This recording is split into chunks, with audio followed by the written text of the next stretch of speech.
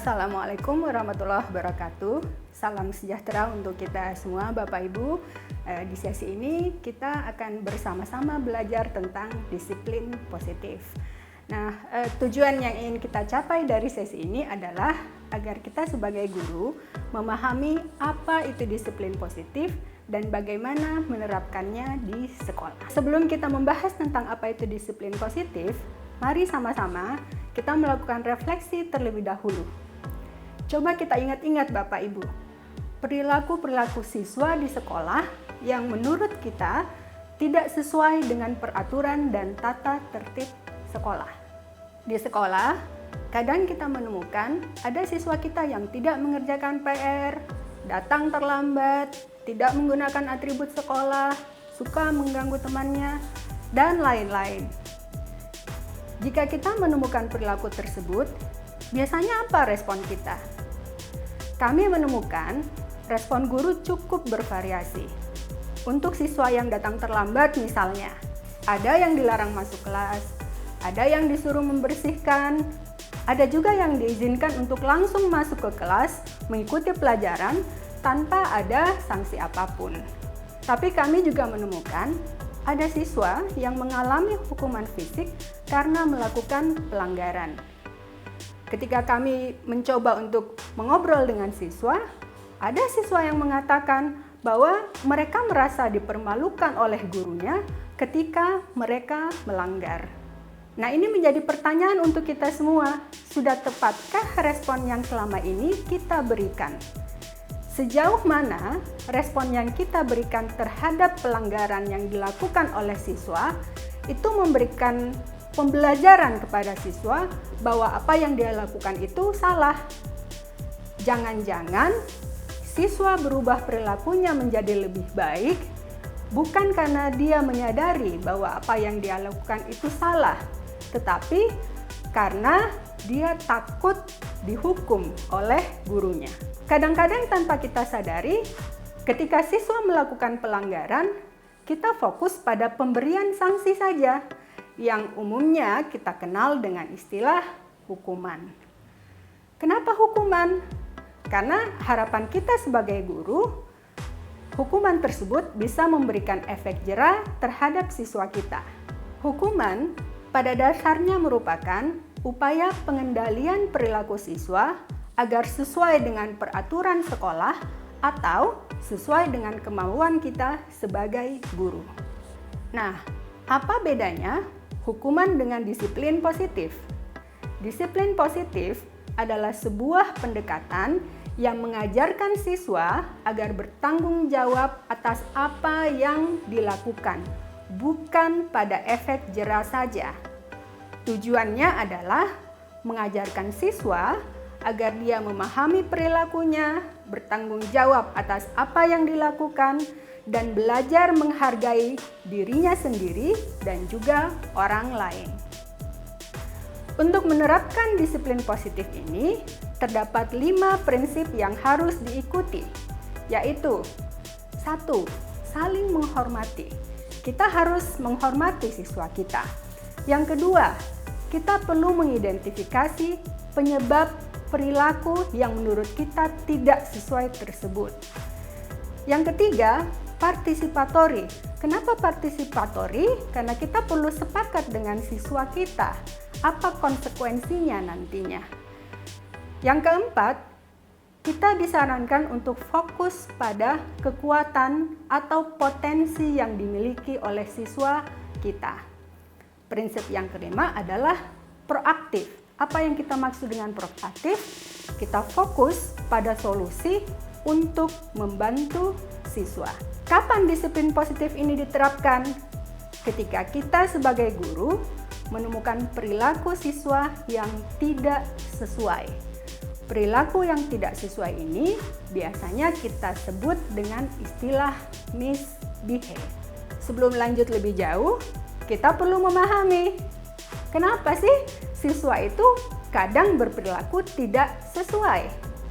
Ada 4 yang menyebabkan siswa berperilaku yang tidak sesuai. Yang pertama adalah faktor lingkungan. Lingkungan berpengaruh kepada bagaimana perilaku siswa. Yang kedua, situasi di rumah. Ketika dia sering misalnya mendengarkan orang tuanya berteriak-teriak, biasanya anak atau siswa akan mengkopi perilaku tersebut. Yang ketiga, kondisi masyarakat, di mana siswa itu tinggal juga berpengaruh terhadap perilakunya. Dan yang terakhir adalah kondisi sekolah, di mana kita biasanya sering bersama dengan siswa-siswa kita. Perilaku yang tidak sesuai ini, jika terjadi di sekolah, bisa terjadi di kelas atau di luar kelas. Kalau di dalam kelas, perilaku yang kita temukan seperti yang kita sebutkan di awal tadi, misalnya terlambat mengikuti pelajaran, tidak mengerjakan tugas, menyontek, tidak membawa buku pelajaran, bahkan ada yang iseng, berulang-ulang mengganggu temannya. Itu perilaku yang kita temukan di dalam kelas. Untuk di luar kelas, perilaku yang tidak sesuai yang biasa kita temukan, misalnya merokok, berkelahi, atau membolos. Membolos ini bisa jadi dia bolos di jam pembelajaran tertentu atau dia bolos meninggalkan sekolah. Nah, dalam penerapan disiplin positif, sangat penting bagi guru untuk mencari tahu mengapa peserta didik berperilaku yang tidak sesuai. Mengapa kita perlu mencari tahu hal tersebut?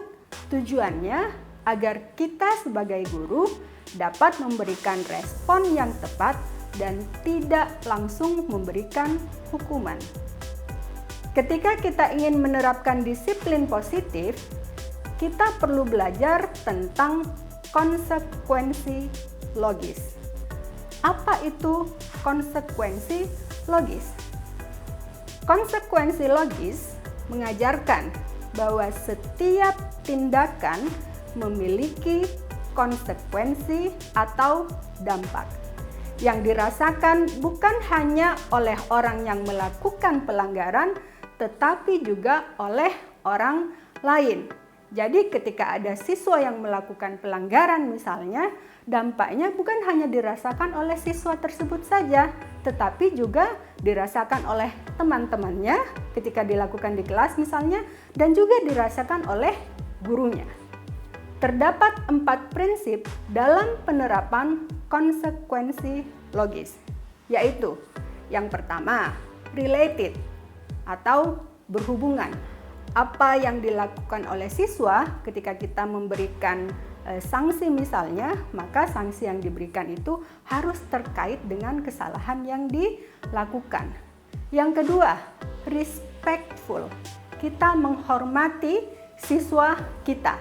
Tujuannya bukan untuk mempermalukan, tapi lebih kepada membantu siswa kita agar menyadari kesalahannya. Yang ketiga, reasonable. Dia harus logis, apalagi anak-anak sekarang. Kalau kita memberikan respon tindakan yang tidak logis, biasanya anak-anak kita akan mengikuti, tetapi bukan karena dia menyadari kesalahannya, lebih kepada karena takut kepada gurunya. Dan prinsip yang keempat yang tidak kalah pentingnya adalah dialogis. Kita perlu membangun dialog dengan siswa-siswa kita. Bagaimana contoh penerapan konsekuensi logis? Kita ambil contoh yang sederhana saja. Ketika misalnya ada siswa kita yang mengotori mejanya. Bagaimana kita menerapkannya? Dalam prinsip related, berhubungan dengan kesalahan. Kalau dia mengotori mejanya, maka konsekuensi logis yang kita berikan adalah maka kita minta untuk membersihkan meja yang sudah dikotori. Kalau dalam perspektif hukuman yang tidak tepat, karena dia sudah mengotori, terus kita minta dia berdiri di depan kelas, anak tentu akan bertanya, ini saya mengotori meja, kok saya disuruh berdiri di depan kelas? Apa hubungannya? Oke, yang berikutnya ada yang namanya respectful, menghormati anak. Ketika dia sudah mengotori mejanya, kita sangat tidak dianjurkan untuk langsung membentak anak. Kadang tanpa sadar, kenapa sih kamu melakukan itu? Kenapa mengotori meja? Itu tidak dibenarkan dalam penerapan disiplin positif. Oke, jadi yang kita lakukan adalah kita melakukan komunikasi dan meminta dia untuk membersihkan meja yang sudah dia kotori dengan komunikasi yang tepat. Reasonable, logis. Apa yang dimaksud dengan logis? Karena misalnya yang dia kotori adalah 1 atau 2 meja, maka yang harus dia bersihkan hanya 1-2 meja yang dia kotori tersebut. Bukan dengan meminta siswa tersebut membersihkan seluruh meja yang ada di kelas. Karena meja lain yang sudah kotor sebelumnya itu bukan menjadi tanggung jawabnya. Yang keempat, dialogis. Ada proses dialog yang kita bangun dengan siswa kita. Dalam konsekuensi logis, kita perlu melakukan diskusi dengan anak untuk mencari tahu mengapa ia melakukan itu. Setelah itu kita juga mencoba bertanya kepada anak, kira-kira apa dampak dari perilaku yang telah dia lakukan tersebut. Dalam disiplin positif, kita tidak disarankan untuk langsung memberikan perintah kepada anak untuk membersihkan meja tanpa adanya proses dialog terlebih dahulu. Apa yang kita bisa pelajari dari konsekuensi logis ini? Bahwa ketika peserta didik berperilaku tidak sesuai, bertanyalah terlebih dahulu mengapa siswa melakukan perilaku tersebut dan apa tujuannya. Lakukanlah dialog dengan siswa dan tanyakan kira-kira apa dampak dari perilaku yang telah mereka lakukan, baik dampak terhadap dirinya dan dampak terhadap orang lain yang ada di sekitarnya pada saat itu. Diskusikan dengan peserta didik, konsekuensi apa yang harus diterima siswa tersebut atas perilaku tidak sesuai yang telah mereka lakukan. Ada hal yang perlu kita perhatikan ketika kita menerapkan konsekuensi logis ini. Yang pertama adalah konsekuensi logis bertujuan untuk membantu peserta didik, bukan untuk menyakiti, menghukum, apalagi mempermalukan peserta didik. Hindari menunjukkan kekuasaan kepada peserta didik. Yang berikutnya, fokus kita adalah kepada perilaku, bukan pada pribadi peserta didik. Karena kita percaya bahwa perilaku itu bisa diubah. Nah, pemberian konsekuensi harus dilakukan dengan melibatkan peserta didik. Disinilah prinsip dialogis itu perlu kita perhatikan. Sekali lagi, konsekuensi diberikan dengan tujuan membelajarkan anak, membelajarkan siswa bahwa apa yang mereka lakukan adalah tidak tepat dan dapat merugikan bukan hanya dirinya tetapi juga orang lain. Kenapa ini perlu kita perhatikan? Karena pemberian sanksi yang tidak membelajarkan dan tidak logis itu dikhawatirkan akan memberikan dampak negatif terhadap siswa kita. Apa dampak yang kita khawatirkan tersebut? Yang pertama adalah resentment atau kebencian. Peserta didik merasa diperlakukan tidak adil karena hukuman yang diberikan menurutnya tidak ada kaitannya dengan kesalahan yang telah dia lakukan. Nah, hal ini akan berdampak terhadap hilangnya kepercayaan peserta didik terhadap gurunya. Apa dampak negatif lainnya? Dendam atau revenge. Karena merasa diperlakukan tidak adil, peserta didik akhirnya berpikir bahwa dia dapat melakukan hal yang sama kembali dan kali ini dia pasti menang. Yang berikutnya, pemberontakan. Karena siswa tersebut merasa kecewa karena diperlakukan dengan tidak wajar, hal ini dapat membuat peserta didik marah dan ingin memberikan perlawanan terhadap orang dewasa. Salah satunya, misalnya, siswa dapat berniat untuk melakukan sesuatu hanya untuk sekedar memperlihatkan bahwa mereka bisa melakukan apapun yang mereka inginkan. Dampak lain yang tidak kita harapkan adalah ada keinginan untuk mengulang kembali. Siswa akan berniat untuk melakukan kembali perilaku atau tindakan yang tidak sesuai tersebut sepanjang tidak ketahuan oleh gurunya. Bahkan lebih buruk lagi, respon yang tidak tepat ternyata dapat menurunkan harga diri siswa kita. Dan ketika ini terjadi, siswa kita tanpa sadar menerima bahwa mereka adalah orang yang tidak baik. Nah, Bapak Ibu, demikian sesi kita untuk disiplin positif ini.